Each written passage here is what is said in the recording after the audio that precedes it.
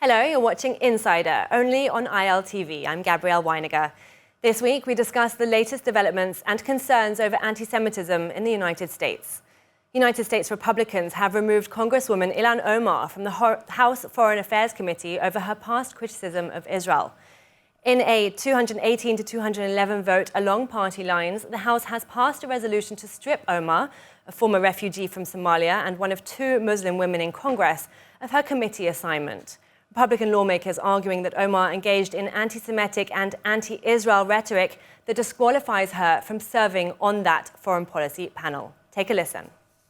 Members of the Committee on Foreign Affairs represent the United States abroad and are regarded as credible emissaries of American foreign policy. Their words have significant weight in guiding our relations with other countries and are relied upon by world leaders. Most importantly, our allies such as Israel, the forever home of the Jewish people. But what happens when a committee member is no longer viewed as a credible emissary of our foreign policy? What if a member is barred from visiting one of our allies because of their prejudiced comments? How can members who are unable to engage with our allies in a constructive manner be considered credible members of the committee? Well, the gentlelady's discriminatory comments disqualified her from traveling to Israel in 2019. I didn't come to Congress to be silent. I came to Congress to be their voice. And my leadership and voice will not be diminished if I am not on this committee for one term. My voice will get louder and stronger, and my leadership will be celebrated around the world as it has been. So take your vote or not. I am here to stay, and I am here to be a voice against harms around the world and advocate for a better world. I yield back. That was Ilhan Omar there, saying her statement prior to that vote, saying that Republicans were targeting her because of her identity. Joining us in studio, we have two human rights lawyers today. Arsen Ostrovsky, CEO of the International Legal Forum, is with me in studio. Arsen, great to have you here. Thank you. And human rights attorney, author, and award-winning filmmaker Brooke Goldstein is here with us via Zoom. Brooke, thanks for being with us. Thank you for having me. A member of Congress has been removed from the U.S. House Foreign Affairs Committee. Brooke, what do you make of that? Well, I think it's obviously an achievement, but I question why it has taken 4 years for this rabid Jew hater who does not represent the American people to be removed from the committee, the House Foreign Affairs Committee, which is basically in charge of and deals with international relations. I think the fact that she has been there for the last 4 years, that she has been enabled by the Democratic Party and by Nancy Pelosi, and the fact that she was on that committee in the first place is a sign of a very deep systemic problem of Jew hatred that has reached the halls of Congress. And I applaud, obviously, the Republican Party for removing her. However, we have to take a deep look why she was there in the first place. And what does it say about the 728,000 constituents that put her there in the first place? It's quite alarming, the levels of anti-Semitism now that are pervasive, unfortunately, in the United States. Arsen, do you agree with Brooke there on her take? Yeah, look, absolutely. I mean, so we have to be clear about what this wasn't and what this is. Ilhan Omar has done a fantastic job of portraying herself as a victim. Now, this has nothing to do with about her being a woman, her being a Muslim, or her being a person of color. What this does have everything to do is the fact that she has been an unrepentant anti-Semite. She has peddled in anti-Jewish tropes, and she has compared even both the United States and State of Israel to the Hamas and Taliban. People like her who exhibit such hatred really ought to have no place on any committee, let alone the Foreign Affairs Committee. You're both human rights lawyers. This resolution removes the only African immigrant, the only Muslim, and the only resident of a refugee camp on a committee that's designed to oversee U.S. foreign policy based on her previous views on Israel. But in fact, Omar signed onto a resolution recognizing Israel as a democratic ally and condemned anti-Semitism just a few days ago on the same day as the vote, didn't she? Doesn't this just add to her previous apologies that she's already made on the wording of her tweets? Brooke, what do you think? I think that it's unfortunate that this woman, in fact, was the only representative of the Muslim American community on that committee, because I do not think she represents the Muslim American community. And Arsen said it correctly, that anybody who criticizes her is slandered and labeled as a racist and an Islamophobic. And you know that when you retort to legitimate criticisms and concerns about somebody's Jew hatred, and in turn they reply by slandering you, that what you are saying is actually true. There are too many things that she has done, whether it's accused Jews, Jewish Americans, and AIPAC of having undue control over American foreign policy. You know, the things that she's even said about Americans, that 9/11 was just, something that some people did, accusing Israel of being an apartheid state. These are her beliefs. She has been very clear from day one what she believes. And now she's issuing these public apologies, which are absolutely meaningless, in order to basically save her skin. And you can see there was no remorse. She went on and basically intimidated the Jewish community in America, threatening that she's not going away. She's going to continue to use her bully pulpit to spread more anti-Semitism. Do you agree with that? I mean, look, she did sign this resolution recognizing Israel as a democratic ally. Do you think that's all rubbish, as Brooke says? Look, I believe in actions, not just words. I mean, she was on TV just a few days ago, I think just ahead of the vote, when she actually said that, I wasn't aware that Jews and money is an anti-Semitic trope. I mean, that's a little bit hard to believe, certainly from someone in her position. But at the end of the day, and notwithstanding what she may have signed on to, she has also accused Israel of every crime you can imagine under the sun, from apartheid, supporting boycotts, you name it. She has peddled in tropes like Jews and money. It's all about the Benjamins, that we've hypnotized the world. So it's a little bit hard to buy her naivety now. I think she knew exactly what she's been doing from day one. And you don't buy her apologies on the so-called wording of her tweets, as she said previously? No, she's not a newcomer. She understands very well the power of words. She knows exactly what she said, why she said it, and who she's appealing to. And what's your take on Ilhan Omar's defense that she's being targeted because of her identity? It's got nothing to do with her identity. I mean, it's got everything to do with her actions and her words. The fact that she has exhibited and promoted such racial hatred and such anti-Semitic statements, that she has compared the United States, the very government that she's supposed to be serving, representing, to the Taliban. So I don't think it's got anything to do with her identity, no matter how much she might be spinning it to portray herself as a victim, but it's got everything to do with what she says. Brooke, do you think that the Foreign Committee is going to miss out on having her representation there?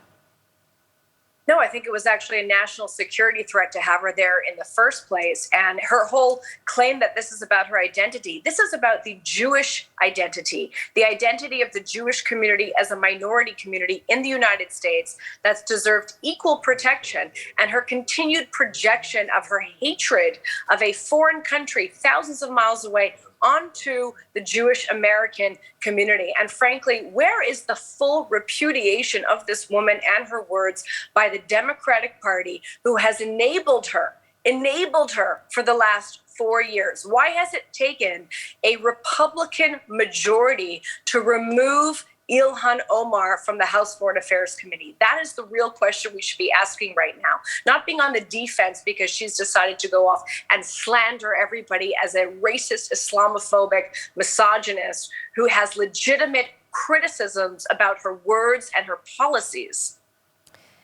At the same time, J Street, Americans for Peace Now, and the New Israel Fund as well, say that none of Omar's policies or statements merited her removal from that committee. Can you explain that disconnect then between liberal Jews and Democrats and those who are calling for her removal or agree with her removal, in fact?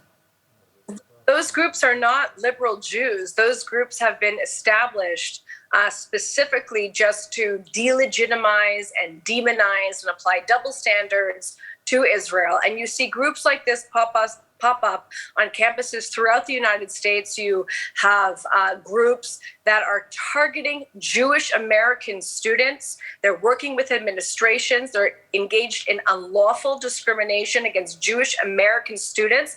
And what they all have in common is that they use the so-called Israeli-Palestinian conflict as an excuse to discriminate against Jewish people in America. You think that J Street, Americans for Peace Now, and the New Israel Fund are discriminating against Jewish people? These are Jewish I think that groups. Please. Policies. The New Israel Fund is a large funder of the unlawful, discriminatory commercial boycott against Jewish persons and Israeli persons. It's undeniable. Can we get your take on this, Arsen? Look, I mean, I don't believe that some of these groups are truly representative of the American Jewish community, certainly not the ones who stand with Israel and are out there fighting and combating anti-Semitism on a daily basis. Unfortunately, what we are seeing from some of these groups, the fact that they are undermining the legitimacy of the State of Israel, that they are giving support, whether tacit or otherwise, to the BDS movement, when they're embracing the Palestinian leadership, including Mahmoud Abbas, same people who underwrite the pay-to-slay salaries. So I think we need to call that out just as vehemently as we call it out from anyone else. Brooke, you applauded the Republicans before, but I was just wondering if you were as critical of House Speaker Kevin McCarthy, who, I'll remind viewers, tweeted about Jewish billionaires trying to buy the 2018 election, and that was just days before that deadly attack on Jews in Pittsburgh. That was the deadliest in US history. Did you call this out, and what were the repercussions for him, who is now House Speaker, and what were the repercussions for the Republicans at the time? You know, that's exactly right. And I think you're pointing out a good point, that we in the Jewish community must condemn Jew hatred wherever it exists. We have to condemn these types of anti-Semitic tropes, whether it's on the left or it's on the right. It doesn't matter who is saying it or what party they're affiliated with. The issue of anti-Semitism is not a partisan issue. And the Jewish community is weakened when we are so divided on political partisan lines that we are unable to call out Jew hatred wherever it exists. I absolutely agree with you. And did you call out Kevin McCarthy? And do you continue to call him out now that he's House Speaker?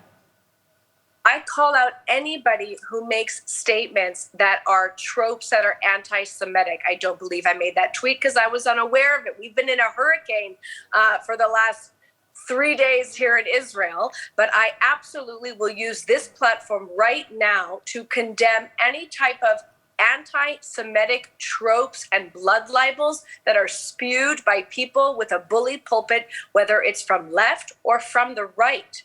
I want to clarify that it was in 2018. It was just a few days before the Pittsburgh massacre at the Tree of Life Synagogue, just before those elections.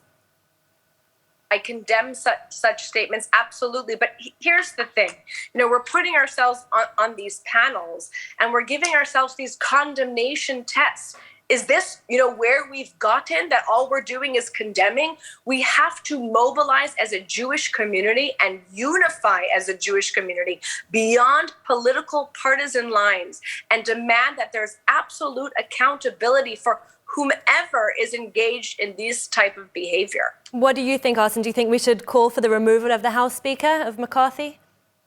Look, I mean, I don't recall personally what he said 2 or 3 years ago. He was commenting on Soros and... I understand, but I agree with Brooke in that we need to call out anti-Semitism and Jew hatred, irrespective of the source, from left, right, wherever it comes from. But is this not some kind of double standard when we're not actually calling him out, and we are calling out Ilhan Omar, who's seen repercussions of what she said at this point, and we're not seeing repercussions on the Republican side?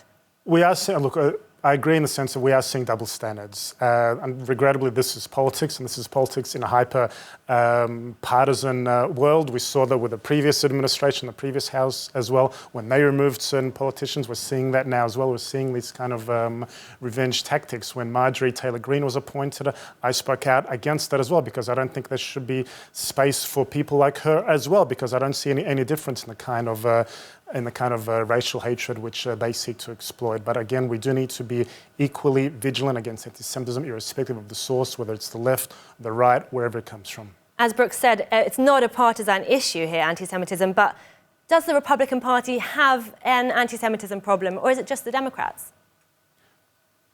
Everyone has an anti-Semitism problem, regrettably, these days. No one is immune, neither the Republican Party nor the Democratic Party as well.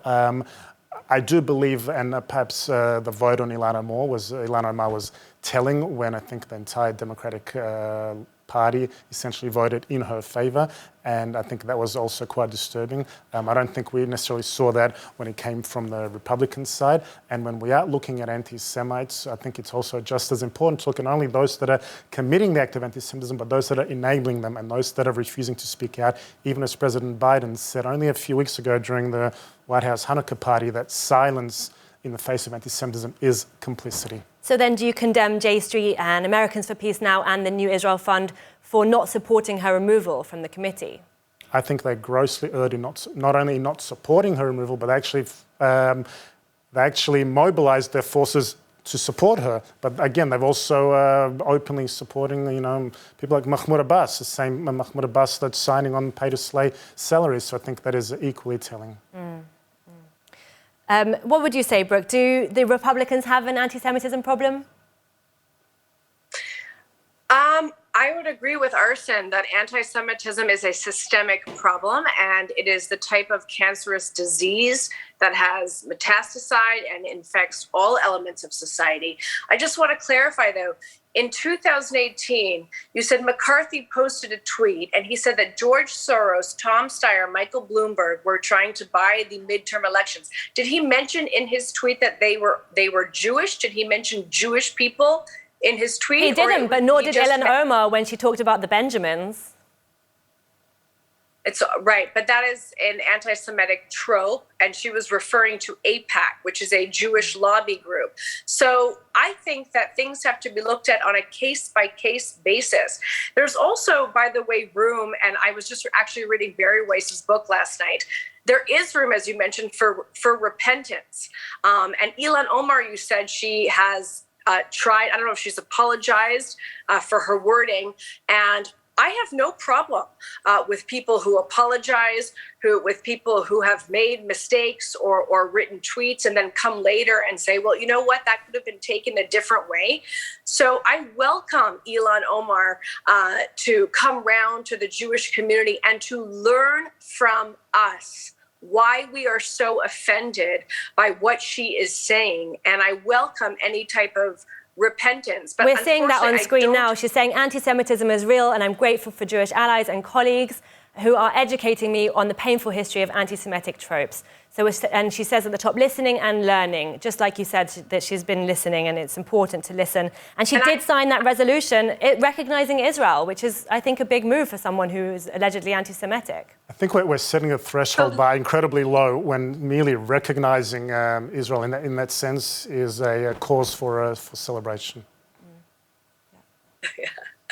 But let her keep on this same path. The problem is when you oscillate, when you do things that are outright racist and bigoted, and then there is a response to it and a reaction, and then you apologize, and then you keep doing it again, and you go back and forth. Your apologies at a certain point are meaningless. But I hope that what she is tweeting now is a new direction for Ilhan Omar. I really do. But she won't have a chance to prove that on the Foreign Committee at this point. She doesn't need the Foreign Committee. She's a member of Congress. She has the Twitterverse. She has social media. She has a very loud voice, saying as though she needs to be on this Foreign Committee and be knowledgeable about national security threats and issues, I think is a straw man argument. Well, she said herself that she will be back. Will you support her coming back after her apologies? Arsen, please. I don't believe her apologies has been sincere. I mean, it's one thing to say... So you're differing with Brooke, because Brooke does indeed say that it sounds sincere and that she's willing to open up. I said I hope it is sincere. I hope she doesn't keep oscillating back and forth between being a racist and then being sorry she was caught for being a racist. But if indeed these are sincere remarks and she continues to learn and listen from the Jewish community and she stops her anti-Semitic behavior, then of course she could be reconsidered for the House Foreign Affairs Committee. I think what's also interesting here, and we need to also bear in mind, is when we're talking about anti-Semitism, how we also define what is anti-Semitism. Because Ilhan Omar is saying, hold on, I'm not anti-Semitic, I stand in solidarity with the Jewish people, I condemn attacks on Jews. But when the discussion turns on Israel, it's a completely different story. She supports the BDS movement. I don't know whether she's actually supported Israel's right to exist as a Jewish state. She has called Israel an apartheid state. So there's an important difference in that we also have to sort of separate the two in this particular case, that it's not enough for her to say I'm not anti-Semitic when she continues to hide behind a facade of anti-Zionism or her attacks on Israel, which go above and beyond what is can be considered any kind of reasonable criticism, when she delegitimizes Israel, when she applies double standards to Israel that are not applied to any other country, when she singles out and condemns Israel more times than any other country, then we also have to ask a question in terms of what really is motivating her prejudice. And how would you say the Biden... Please, carry on, Brooke. Yes. Arsen makes a good point. It's kind of like, well, I have a black friend, so I can't be racist. She's giving herself cover. She'll do something that delegitimizes, demonizes, and puts a double standard on the only Jewish state in the world. She'll support organizations that engage in or promote discrimination against Jews because of their hatred of Israel. But then obviously if there's a terror attack or, she has the opportunity to condemn anti-Semitism, she does. And she uses it as, let's call it blue washing to, her anti-Israel behavior, which is anti-Semitic. So with somebody like Ilhan Omar, because of her history, because of her track record, you can't blame the Jewish community from being a little bit suspicious when she condemns anti-Semitism when it's convenient for her and as cover for her anti-Israel activity. We're running out of time, but I see you nodding there. Do you want to add some closing remarks? Look, only to say that I think it's, we're living in a day and age where in America, anti-Semitism is at record levels. And it manifests itself not only as an attack on Jews, but as an attack on the collective Jewish state, Israel. And we need to be vigilant no matter how it manifests itself and no matter where it comes from, whether it's from the left or the right. Brooke, last remarks? I agree with Arsen. Unfortunately, this has been the history of the Jewish community for too many hundreds of years, but now we have an opportunity to change it. And that's what I'm doing, for example, through the End Jew Hatred movement. And I implore everybody to look up the movement, endjewhatred.com. And let's stop being on the defense and go on the offense to assert ourselves as a minority community with civil rights and deserved of equal protection. And once and for all, stop being victims of anti-Semitism. Well, that's all the time we have on this week's program. Thanks to our guests, Brooke Goldstein and Arsen Ostrovsky, for this discussion. And thank you for watching. If there's something you'd like to debate with us here at Insider, you can write to us in the comments section or reach out on Twitter at Insider on ILTV. From myself and the team here, thank you for watching.